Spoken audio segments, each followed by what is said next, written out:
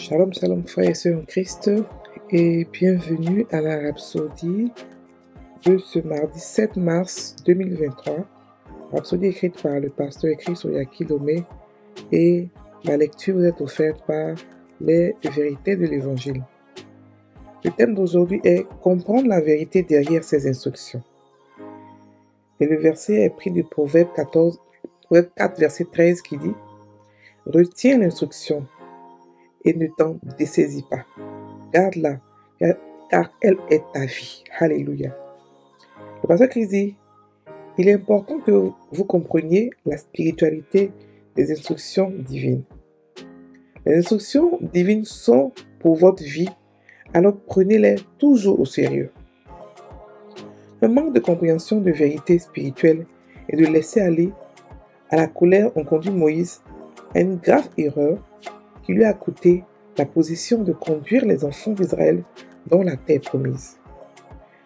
Dans Nombre 20, verset 8, Dieu a ordonné à Moïse de parler au rocher afin de faire jaillir de l'eau à boire pour les enfants d'Israël.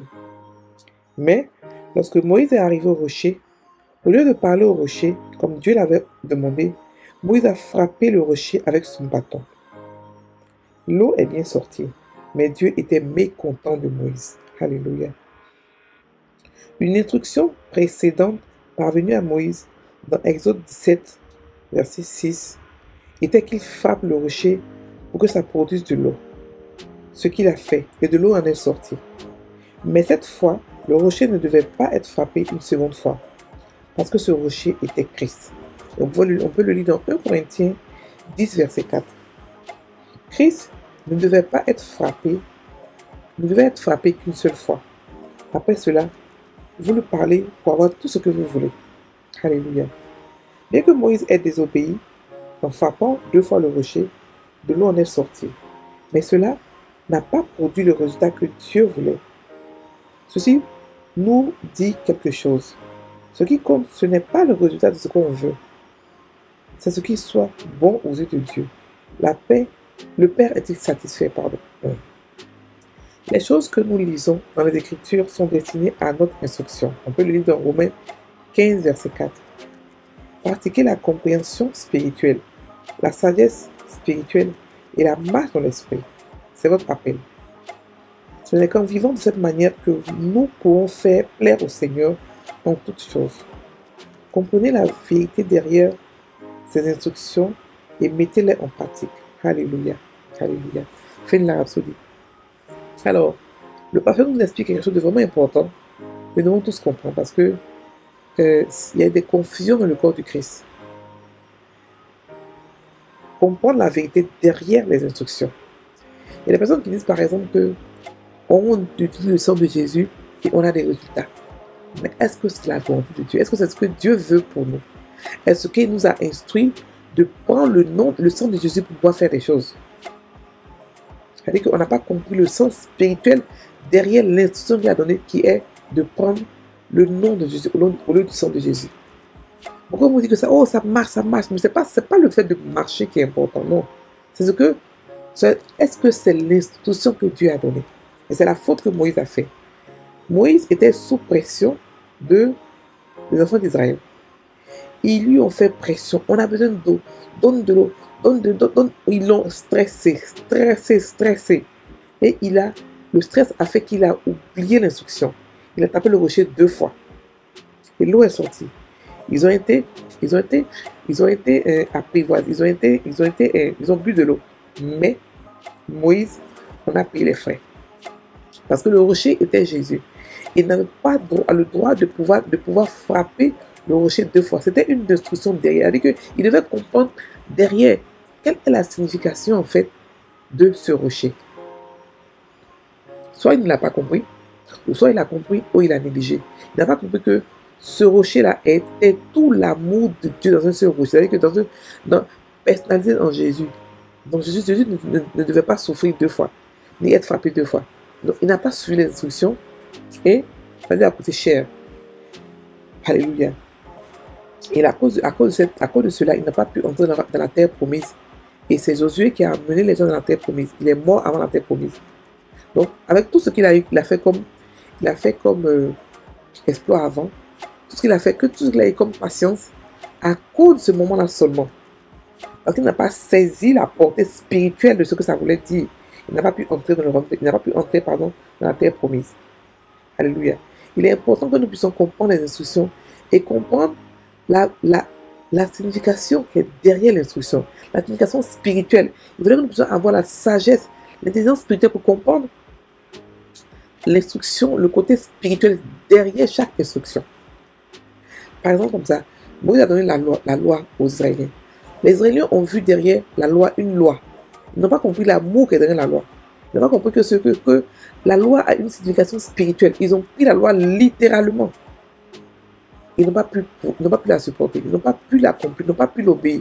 Alors que la Bible nous dit dans Josué 1 que si nous lisons la loi, que nous la mettons jour et nuit, on peut agir fidèlement selon tout ce qui est écrit. Ça veut dire que la loi c'était possible pour quelqu'un de faire la loi, d'obéir à la loi à la lettre. Mais pourquoi est-ce qu'ils n'ont pas fait? Parce qu'ils n'ont pas compris l'aspect spirituel qui était. Ils n'ont pas compris ce que la loi voulait représenter. Ils n'ont pas compris. Ils ont pris la loi littéralement. Ensuite aussi, il y a aussi une autre histoire où le tabernacle de Dieu était en déplacement. C'était chez des... Je crois que ça avait été pris par des non-juifs pendant une guerre. Ils ont dû le déplacer pour l'emmener ailleurs. Et pendant qu'on le déplaçait, il a voulu tomber. Et il y a un des fils des sacrificateurs, je crois, qui a voulu aider l'arc à ne pas tomber. Et il est mort sur place. Et lorsqu'il est mort, le roi David a eu peur. Il s'est demandé, mais comment transporter ce tac? Et c'est là qu'il est allé prendre les instructions. C'est là qu'il a compris qu'il fallait les sacrificateurs pour pouvoir le transporter. Donc il allait maintenant voir les instructions. Et par rapport à ça maintenant, il a pu maintenant aller déplacer l'arc pour l'envoyer en Israël. Rien que pour montrer que derrière chaque instruction, il y a un réma. Il y a une portée spirituelle que nous devons comprendre. Ce n'est pas le logo. Le logo, c'est quoi? C'est la parole écrite. On ne l'applique pas littéralement. On demande à Dieu. On cherche, on comprend qu'est-ce qui est derrière pour comprendre la signification réelle. Comme tout à l'heure, je vous ai dit le sang de Jésus, par exemple. Beaucoup de gens l'utilisent pour pouvoir faire tout et n'importe quoi. Alors que ce n'est pas une instruction biblique. Mais ça marche du moment où vous êtes bébé chrétien et que Dieu veut vous donner quelques satisfactions, ça va forcément marcher. Parce que vous avez en elle la foi. Mais arrivé un moment, Dieu veut que vous laissez tous ces bébés spirituels-là pour pouvoir grandir spirituellement, pour aller au-delà. Il demande à ce qu'on prenne le sang et pas le nom. Pas le nom. Le nom n'a pas été élevé comme le sang. Pardon, le sang n'a pas été élevé comme le nom. Le nom a été élevé au-dessus de tout autre nom, au-dessus de toute chose. Même au-dessus de Dieu. Dans ce nom-là, Dieu est caché. Mais le sang n'a pas été élevé. Le sang a été pris, a été gardé. Et on n'a pas accès au sang. Donc l'instruction, c'est laquelle? C'est de comprendre ce que le nom veut dire. De comprendre quelle est la signification cachée de ce nom. Pourquoi est-ce qu'il a demandé de prendre ce nom et pas le sang? Parce que le nom a été élevé. Le nom a été honoré. Alléluia. Donc, frères et sœurs, il faudrait que nous comprenions, derrière chaque logos, derrière chaque instruction, il y a une signification spirituelle que nous devons comprendre, nous devons saisir et nous devons appliquer. Parce que souvent, Dieu laisse les choses passer parce qu'il sait qu'on est encore bébé et qu'il veut qu'on puisse le faire. Parce qu'il a promis de le faire, donc il le fait. Mais pas parce qu'il est content de le faire. Alléluia. Donc, faisons attention et puis discernons et soyons dans sa volonté parfaite. Ce qu'il nous demande de faire, on le fait parfaitement, quelles que soient les contraintes, quel que soit le problème. On a vu Moïse qui a été contraint par la peur, parce que les Israéliens l'ont traumatisé à taper le rocher 2 fois, alors qu'il n'était pas supposé le faire. Et pour ça, il a perdu son droit de rentrer à la terre promise. Ne perdons pas notre salut à cause des instructions mal comprises. Donc, restons dans la vérité, dans la volonté parfaite de Dieu. On peut demander, Dieu nous donne toutes les explications. Et pour ça, il nous a donné le Saint-Esprit, afin que nous puissions comprendre ces instructions. Alléluia. Donc, frères, on va maintenant prendre la confession. Je suis rempli de la connaissance de la volonté de Dieu.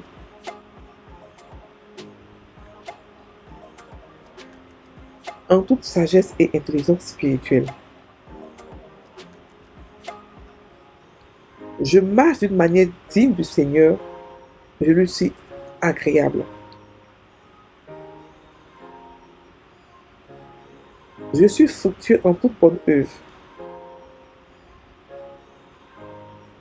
Et je crois dans la connaissance de Dieu. En tout temps, en tout lieu et en toutes circonstances. La sagesse divine est à l'œuvre en moi, à la gloire et à la louange du Père. Amen. Frères et sœurs en Christ, passez une bonne journée, soyez bénis.